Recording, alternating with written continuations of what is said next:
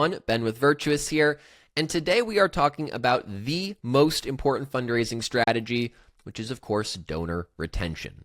The people who gave a gift last year, who then also gave a gift this year, the folks who we successfully retained from one year into the next. Now, why is this the most important fundraising strategy? It all comes back to our golden rule. It is always cheaper, it is always easier to retain an existing donor than it is to go out and acquire a new one. So, the challenge comes in consistently identifying who those donors might be that need a little bit of extra attention in order for us to successfully retain them, and then subsequently having a scalable retention strategy that ensures that nobody is slipping through the cracks.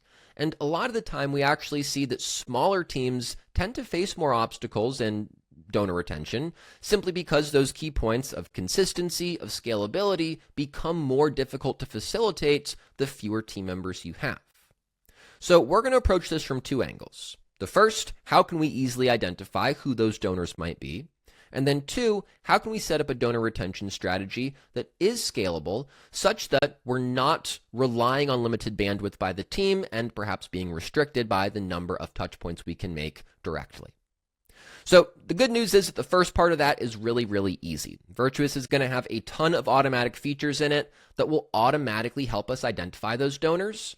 We're going to start with some automated tags, beginning with the lapsed donor tag. Now, this is actually going to be applied in two different scenarios. The first is if someone is late on a commitment to you, so they're late on either a pledge payment or a recurring gift payment, but more broadly, it's going to be applied when someone has not given a gift in 12 months or more.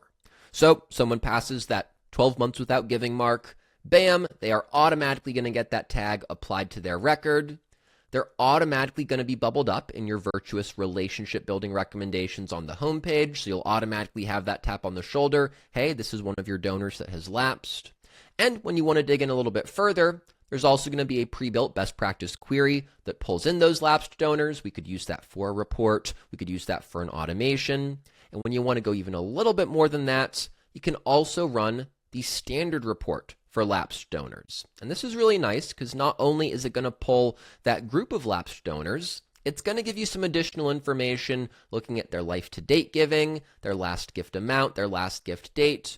So if you're using this to prioritize your outreach or your follow-up, you can say, hey, maybe I'm going to look at the folks who have given most recently or most far back, or the folks who have given the most historically. Now, if that's our lapsed donors, very similarly, we also want to keep an eye on our pre-lapsed donors. And same thing, we're going to have that automatic pre-lapsed tag, but it will be applied when someone is not given a gift in 6 to 12 months. I don't want us thinking about that pre-lapsed tag as an indicator that maybe we haven't done a good job cultivating that relationship, or that this is someone who's probably going to lapse or definitely going to lapse, because that's not it at all. All it really means is that this is someone who is entering a stage in the donor cycle where it's becoming more appropriate for us to start easing into a solicitation, right? To prevent them from falling into that lapsed pool. Because we definitely don't want to not be spending time working to re-engage those lapsed donors, but ideally we don't want folks to lapse in the first place. So this is why it will be critical to continue to engage those pre-lapsed folks with meaningful communication, meaningful content, such that we can start that solicitation stage from a solid foundation.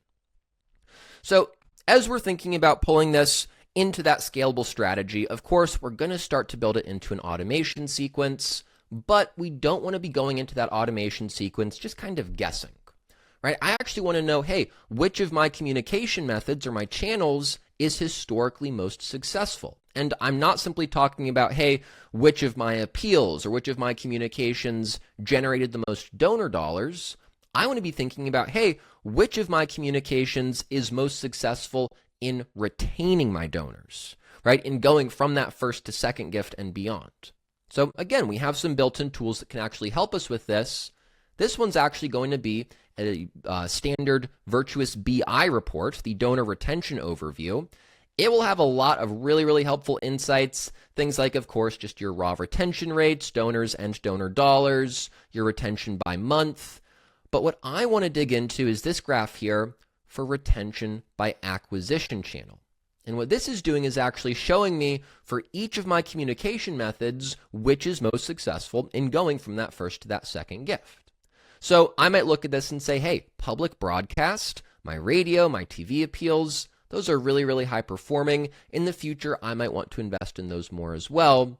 But focusing on more of that direct personalized communication, what I notice here is that, hey, email, that's pretty effective, that's pretty good. But text message, that's actually even outperforming it by quite a lot. So as I'm thinking about, okay, for my automated retention strategies, I probably want to incorporate more text messages because, again, historically, that's what has been most successful in retaining my donors. So jumping into an automation focused on this, I actually have 3 different sequences here. We're going to have one that will be directed at our pre-lapsed donors, one for our lapsed donors, and then another one for our reactivated donors. The people who did lapse, but then I was successful in re-engaging, I got that subsequent gift from them, and that's there to just lay a little bit more of a foundation so that ideally they're more engaged from that point on. But again, we're going to focus really on our pre-lapsed donors here.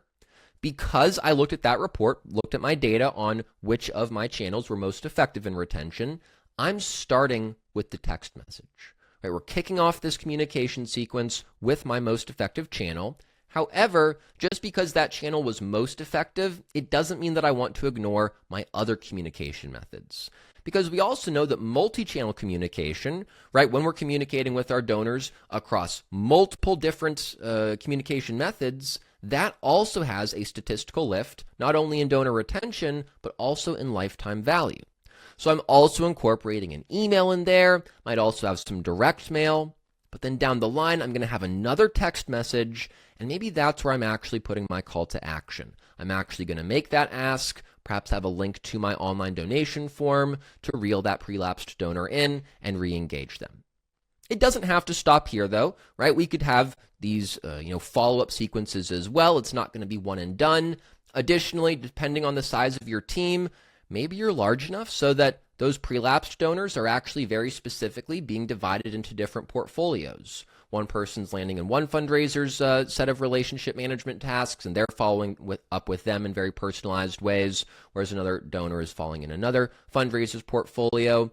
Maybe you're somewhere in the middle and you're going to say, hey, most of my pre-lapsed donors are going to get this more automated sequence, but maybe donors above a certain giving threshold, they're going to land directly in a fundraiser's portfolio for some of that more personalized follow-up. And my friends, the last thing that I will leave you with is just a reminder that having a really, really solid, really, really built out recurring giving program is also a massively effective way in, one, retaining more donors, but also just in maintaining a higher level of consistent giving. So if that also sounds like something that could be helpful to your organization, I'd encourage you to check out our other video focusing as well.